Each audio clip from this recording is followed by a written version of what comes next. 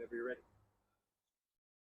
Hi, today I'm going to talk about the Conspiracy of Hope. It's a six-city tour of the United States I did for Amnesty International with Bill Graham, um, and I want to sort of go into the details of it because I think you might feel um, on how Amnesty was branded as Amnesty and made a charity of choice, an object of people's affection and love.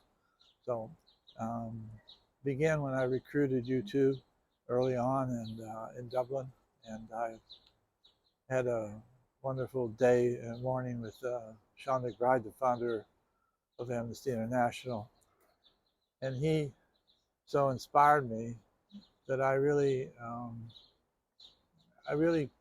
felt so good I could have recruited anybody after that. And I did recruit U2, and the boys were so kind and compassionate. They already knew Amnesty, and they agreed to recruit to talent as well. Why I did the Conspiracy Hope was to brand Amnesty International as an important organization. And I felt that when we were at 45,000 members, which are mostly over 45 years old, that we needed to bring the young of the world into the Amnesty movement and support the young of the world who are fighting around the world, because in most oppression cases and governmental oppression, um, it's usually the young that is destroyed. They're the ones tortured, thrown in jail, disappeared, and everybody thinks they're older. The older people, they aren't. They're the younger people. As I saw in South Africa, demonstrators are grade schools and high schools, and people who are tortured every day and run from other governments are all young people, basically, for the most part. So I wanted to, brand not just the music, which was obvious with the talent of the Police and Sting and Peter Gabriel, and so on, Miles Davis and all the other artists that played, and finally in that concert, the last one, um, I wanted to make sure we kept our feet on the ground, and the way we did that was fairly. Gary, my partner, advised me to pick up 6 prisoners of conscience and identify them as the object of the tour to free. I thought that was a great idea. And there was one, Osteopova, I think her name was, she was Russian, I think worked on gay rights in Russia and was in jail. She actually got free from the concert and attended the concert in '88, the one that went around the world. But I wanted to do, so how did I set up a Conspiracy Hope aside from the talent? I went to CAA, and John Sykes introduced me to, who was one of the agents there, to Phil Kent, who became a lifelong friend. And he and Mike Ovitz came behind us, as well as the A&M record company with the Jerry Moss and Herb Albert came behind us as well, because we had 2 of their artists, Brian Adams, that I recruited with the president of A&M Records, Gil Friesen. We went to Vancouver and saw him, and he agreed to play. It was a great break for us because he was a really terrific musician. And so when I got to LA with my staff, and I always had a wonderful staff at Amnesty to work with, we would be given the A&M the studio, which was amazing because it was Charlie Chaplin's house, which I love comedy, so I love Charlie Chaplin. So this was all very exciting, Herb up to date with Herb and Jerry in a big record company, with the background of Charlie Chaplin, and we got a new band, U2. We got the most popular band in the world, the Police. So we were on a roll. Of course, then we picked up Brian Adams, who's huge around the world as well. So the talent was coming together. Then we picked 6 prisoners of conscience from around the world, different parts. I think 1 on each continent, if I remember correctly. Um, there was a Vietnamese one, there was a Syrian one, there's a Russian or USSR one. I forget the others, but we adopted them. We talk about them at each press conference. In South Korea, I forget the other one. We decided, Bill Graham and I decided on 6 cities across the United States: San Francisco, LA, Denver, uh, Denver, um, New York, and I'm forgetting one, I think. Denver, Atlanta. Well, I think I got it right. So San Francisco, Los Angeles, Chicago, Atlanta, and I'm still forgetting one, I think. Anyway, we closed the Giant Stadium in New York City. And that was to be, I went to see an MTV at that point with Mary Daly, who worked with me and knew some of those people over there. And we had lunch with Bob Pittman, the president of MTV, and he said, Bob, we need your channel for, 11 hours. And he said, no problem. I said, do you know anything about human rights? He said, yeah. He said, my father was a minister in the South and he stood up for justice there. And so he had a nice background. So I thought, well, he did us, that's amazing. So I thought I'd go further. I asked him for all the time of the 11 hours of the ads that would be done would come to the benefit of Amnesty International, which means if Coca-Cola ran an ad, we would get the money from Coca-Cola, not MTV. And he said, you can have it all, which also meant we could use the 36 videos we had done with all the celebrities in Hollywood, that we could use any of those during the day and drop those in instead of for ads for Coke or Pepsi or whatever. We'd run an ad for a prisoner of conscience. And so we were always reinforcing what we do as a people, as an organization. There's always this reinforcement. Prisoners, that was always, we were always hammering at that. And it worked. The public service announcements were beautiful, done by Bill Furtick. And it all kind of welded itself together into a human rights movement coming across the country. The reason I wanted to play across the country is that Amnesty is so small at 45,000. I wanted to triple and double that. We aimed at $3 million to make 3 million at least, which would have doubled the budget of Amnesty International in 6 weeks. Taking the tour was actually 10 days, but it took that long to sort of bring everything together.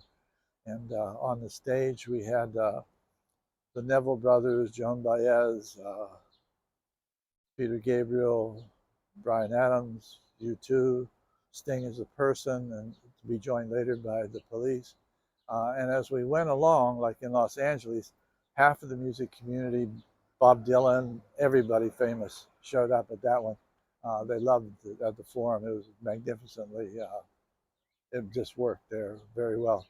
And Bono, in his closing, he climbed with a blindfold on. He climbed the amps, which is very dangerous to do because he was hurting himself. But he was showing the vulnerability of a prisoner of conscience in jail, that they're very vulnerable, and he wanted to show that vulnerability, which was beautifully done by that. Then he came and got me, and he did an Irish jig around the stage with me to show the union between U2 and the Amnesty International, not to me personally, but to the organization.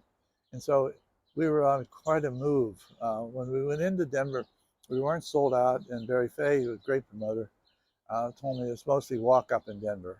So I said, okay, but I said, I don't like that we haven't sold all our tickets.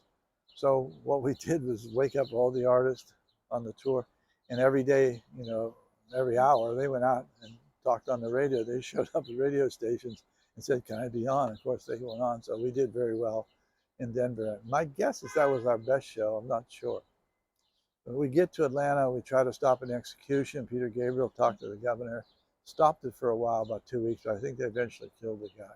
But we did try to, which was in the mandate of Amnesty. So it reinforced again the seriousness of it. We were trying to avoid that trivializing human rights business that we're being accused of. And one night after Atlanta, all the bands we were playing, the Police, U2, Peter Gabriel, Brian, just Joan Baez, all of them, Neville brothers, they were jamming on a stage. And if someone could have been there to film it, it would have been one of the amazing musical moments of all time. But they told us to stop. We had to stop. So the hotel stopped us having this great musical jam. So we went through the corridors of the hotel, just swerving, singing a song and going to bed. But I'll never forget that. We met Coretta Scott King in Georgia, which of course was appropriate when we went to the Kennedy Center, not the Dr. King Center. So we were pleased to take our bands over there to reinforce the importance of Dr. King, and of course the presence of Jimmy Carter, which was very important to all of us.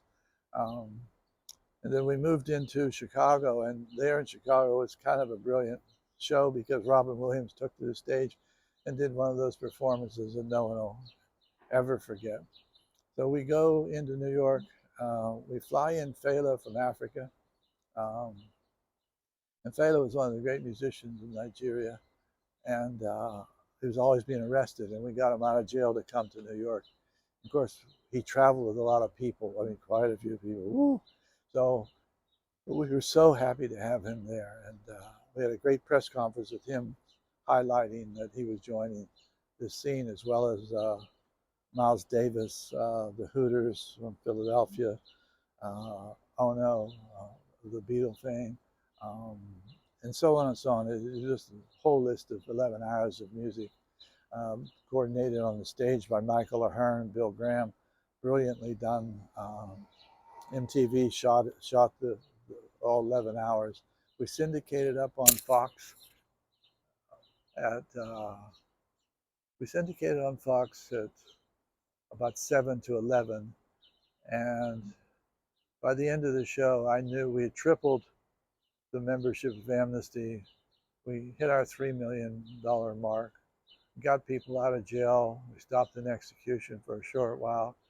We did human rights work, and the bonding of music, which is the magical newspaper, really. We bonded the music with human rights, and I think people saw it and expected it, and saw that we did it well, and I think they realized this is a terribly important moment, and so Amnesty jumped from nowhere to a charity of choice in the United States, which it has held to this day. And I think looking back now, as looking on that tour, it really was an easy one to do in this sense that it was difficult to bring all the pieces together, but it was easy in the sense of it's doable, and if it's doable for the victims of the world and it helps them, and we had, I think, 18 prisoners of conscience in the picture with the bands at the end and Bill Graham. I think we had 18 prisoners of conscience who took to the stage, and so it reinforced exactly. So when people were done with the show, they knew exactly who Amnesty was and what do we do, and it changed in overnight, practically a 10-day tour of the United States. We went from nowhere to practically everywhere and being known. So I was really pleased with the success of the Conspiracy Hope. I owed all of that personally and professionally to Bill Graham, the great promoter in San Francisco, who really engineered that whole thing. And one of the key moments, he gave back the $25,000 that we'd given him to do this whole tour of 6-city tour of the United States. And he said, "Jack, you're up next. You're after U2, and if you're not better than U2, you'll never see the stage again." And he said, "Kiss the mic." And I went, "Okay." So I didn't know I was going to speak. So I get 60 seconds to lift this crowd up. So I went out there, and I didn't know I could do that.